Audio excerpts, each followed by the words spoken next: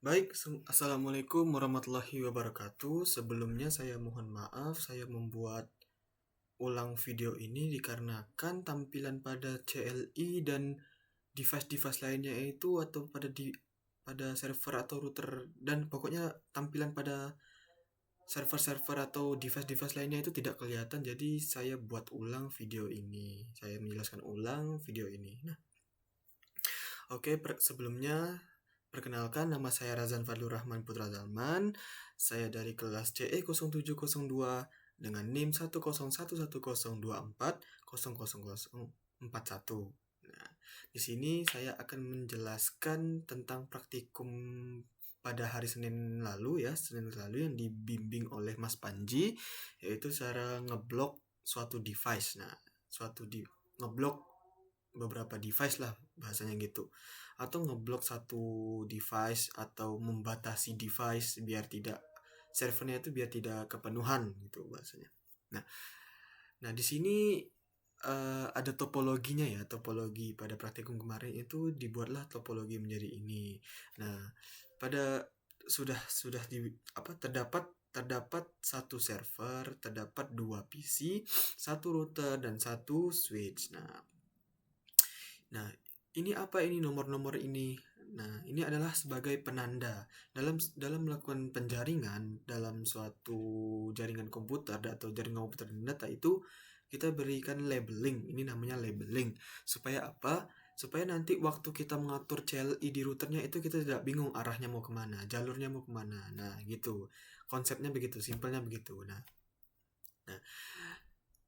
untuk eh, arah ke switch dan arah ke PC ini kita menggunakan kabel yang bernama chopper strike stroke atau kabel yang tidak putus-putus ini ya, atau kabel lurus lah bahasanya, kabel lurus agar menghubungkan ke arah switch dan PC admin. Nah, ini dinamakan sebagai FA 0 per 0 atau Fast Ethernet 0 per 0. Nah, itu kita beri jalurnya itu namanya apa? Sekitar 192, 168, 10, 1. Nah, begitu juga dengan jalur yang PC hacker ini. Nah, PC hacker ini itu kita menggunakan kabel crossover, kabel putus-putus bahasa Indonesianya. Nah, itu kita memberikan namanya atau jalurnya itu 192, 168, 21. Atau namanya itu untuk nama Fast Ethernet 1 per 0. Begitu juga dengan jalur yang ke server TUS ini. Nah, server TUS ini itu dinamakan Fast Ethernet 6 per 0. FA 6 per 0. Itu dinamakan jalurnya itu 192.168.31. Nah, sampai di sini inilah topologinya. Inilah alur topologi yang dibuat. Diberi labeling supaya kita tidak lupa dalam mengatur alur jaringannya nanti seperti apa. Nah, begitu. Nah, sudah mengatur topologi jaringannya. Oh ya, saya lupa memberitahu bahwa pada router ini terdapat dua port ya, dua port aslinya. Aslinya itu terdapat dua port. Bentar. Nih, aslinya terdapat dua port, hanya terdapat sampai di sini saja, tidak sampai sini. Nah, ini kenapa saya tambahkan ini supaya bisa menghubungkan port router ke port server. Nah, gitu. Dengan menambahkan PT router CFE ini. Nah, cara menambahkan gimana? Yaitu kita matikan dulu switch yang di router ini, kita matikan lalu kita tambahkan ke sini. Nah, lalu habis itu kita hidupkan lagi. Nah, setelah itu kita buka router kita lagi. Nah, ya kan? Buka kita lagi, kita pastikan sudah hidup, sudah tersambung, sudah terpasang buat port pada servernya. Lalu kita memasang kabel crossover kabel crossover ke server, yang dimana kabel ini itu adanya Fast Ethernet 6 per 0. Nah, begitu sendiri lah bahasanya gitu. Lalu kita masuk ke CLI, kita masuk ke router, terus bagian CLI. Nah, kita atur nih jalur-jalurnya, kita tentukan dulu jalur-jalurnya. Untuk FA1 itu pakai alamat IP berapa. Nah, untuk FA10 atau FA0 itu pakai IP berapa. Nah, di sini kita atur menggunakan ya seperti yang sudah diajarkan, yaitu enable configure terminal. Nah, untuk interface fast Ethernet 0.0 kita menggunakan 192.168.10.1 dan jangan lupa 255.255.255.0. Nah, ini adalah jalur yang ingin kita beli jalur lah, namanya penamaan jalur lah bahasanya. Nah, ini untuk penamaan jalur untuk FA 0/0 biar dia itu tidak ketukar dengan FA yang lain gitu. Begitu juga dengan FA1 kita beri nama tadi 192.168.20.1 dan tidak lupa 255.255.000.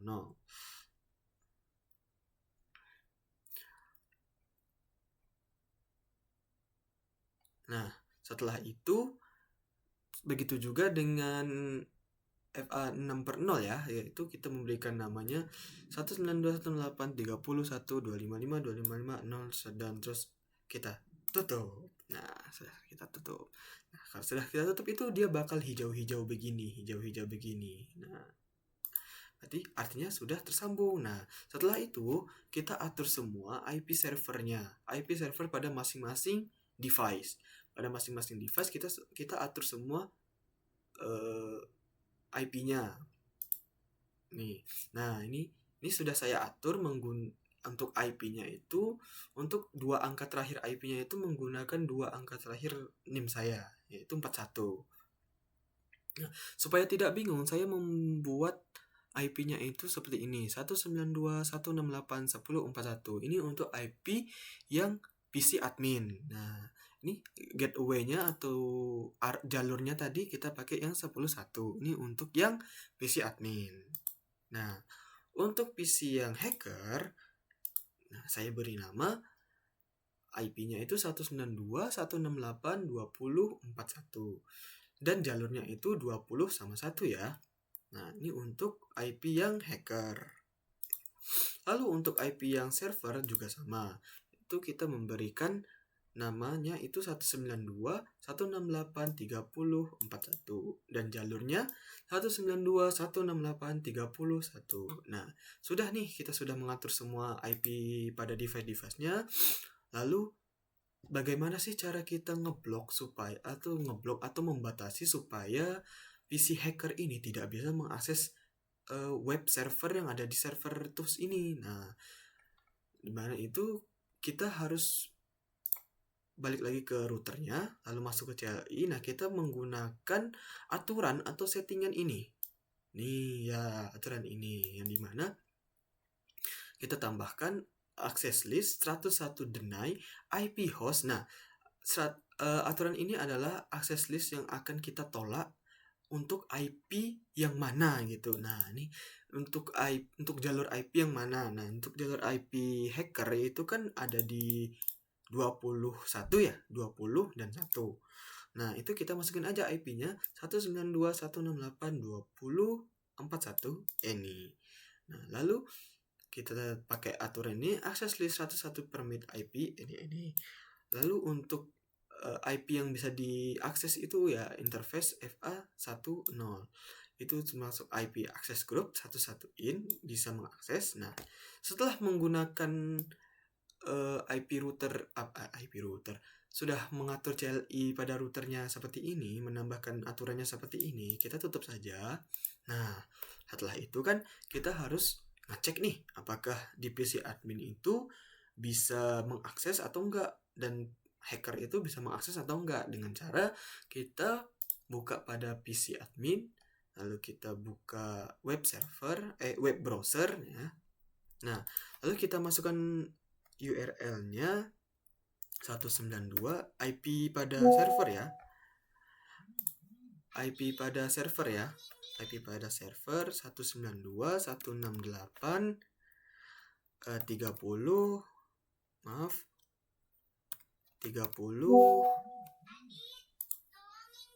41. Nah, kita coba go. Nah, ternyata pada PC admin bisa mengakses server tools ini.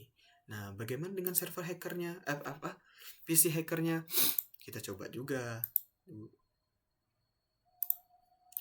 kita masukin juga IP servernya 192.168.30.41. Oke, kita tunggu. Nah, biasanya kalau agak lama gini dia membaca dulu izin aksesnya, bisa masuk gak ya gitu. Nah, ternyata request timeout. Kenapa itu? Karena kita sudah atur di CLI-nya tadi bahwa akses pada jalur 20 sama 21 ini, kita itu aksesnya itu akses deny. Deny itu artinya ditolak. Nah, jadinya pada jalur yang 21 ini, ketika ingin mengakses IP web server, itu bakal request timeout karena sudah ditolak akses masuknya gitu. Tadi pada PC admin, kita coba lagi. Kita lihat perbedaannya ya. 192, 168, 3041. Nah, bisa kan? Kita buka lagi. Nah. Nah, ini perbedaannya. Nih, ini buat IP hacker pada tampilan web server web pada PC hacker, ini tampilan web pada PC admin. Berbeda kan, ini pada PC admin bisa mengakses pada web servernya. Tapi tampilan pada PC hackernya ini berbeda dengan PC admin, yang dimana dia tidak bisa menampilkan apa yang ada di web server. Nah, itulah tujuan dilakukannya praktikum ini, yaitu dimana kita mahasiswa itu harus bisa memahami bagaimana sih cara mengeblok atau membatasi device agar tidak semuanya itu bisa masuk ke server, bisa masuk ke akses ke server gitulah bahasanya. Dan biasanya ini dilakukan kalau misalnya ada komputer-komputer yang tidak dikenali IP-nya. Nah, itu bisa kita melakukan dengan cara ini menggunakan aturan pada CLI seperti ini. Ini contoh sederhananya saja. Nah, begitulah ceritanya. Nah, oke, sekian dari saya. Saya Razan Fadur Rahman dengan NIM 1011024000041 dengan kelas CE0702. Jika ada salah, saya mohon maaf. Jika ada kekurangan, saya juga mohon maaf. Saya masih belajar, saya ingin terus berkembang. Jika ada yang kurang penyampaiannya, mohon maaf. Saya tutup. Assalamualaikum warahmatullahi wabarakatuh.